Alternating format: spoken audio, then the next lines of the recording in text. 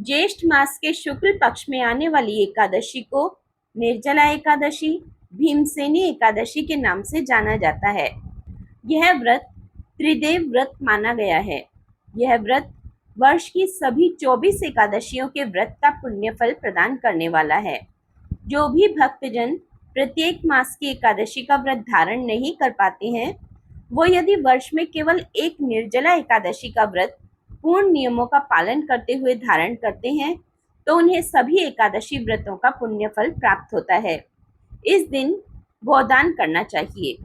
यदि गोदान करने की सामर्थ्य नहीं है, तो तांबा, पीतल या मिट्टी का पानी का भरा हुआ घड़ा, उसमें थोड़ा सोना डालकर घड़े को नए वस्त्र में लपेटकर ब्राह्मण को दान देना चाहिए। इस प्रकार जल दान देने और व्रत समाप्ति तक जल ग्रहण न करने वाले प्राणियों को एक एक क्षण में कोटि कोटि गोदान का पुण्य फल प्राप्त होता है। इस व्रत को धारण करने वाले को अंत में भगवान विष्णु के धाम की प्राप्ति होती है। इस व्रत में दिन रात निर्जला रहकर व्रत धारण करना चाहिए।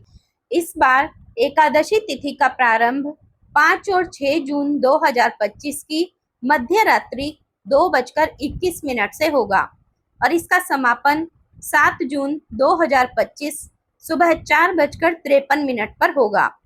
इस प्रकार द्वादशी युक्त शुद्ध एकादशी 7 जून 2025 शनिवार को ही रहेगी।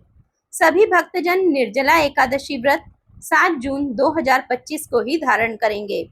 निर्जला एकादशी व्रत का पारण 8 जून 2025 रविवार सुबह 5:28 से 7:10 तक रहेगा। निर्जला एकादशी व्रत का पारण तिल से किया जाता है।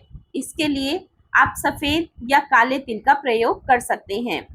यदि यह संभव ना हो, तो आप फल, जल व तुलसी पत्र से भी व्रत का पारण कर सकते हैं। एकादशी के दिन ब्रह्म मुहूर्त का समय सुबह 4:02 से सुबह 4:42 तक रहेगा। इस दिन भगवान को ककड़ी का भोग लगाना चाहिए। ज्येष्ठ मास के शुक्ल पक्ष में आने वाली एकादशी को निर्जला एकादशी, भीमसेनी एकादशी के नाम से जाना जाता है। यह व्रत त्रिदेव व्रत माना गया है। यह व्रत वर्ष की सभी 24 एकादशियों के व्रत का पुण्य फल प्रदान करने वाला है। जो भी भक्तजन प्रत्येक मास की एकादशी का व्रत धारण नहीं कर पाते हैं, वो यदि वर्ष में केवल एक निर्जला एकादशी का व्रत पूर्ण नियमों का पालन करते हुए धारण करते हैं, तो उन्हें सभी एकादशी व्रतों का पुण्य फल प्राप्त होता है। इस दिन गोदान करना चाहिए। यदि गोदान करने की सामर्थ्य नहीं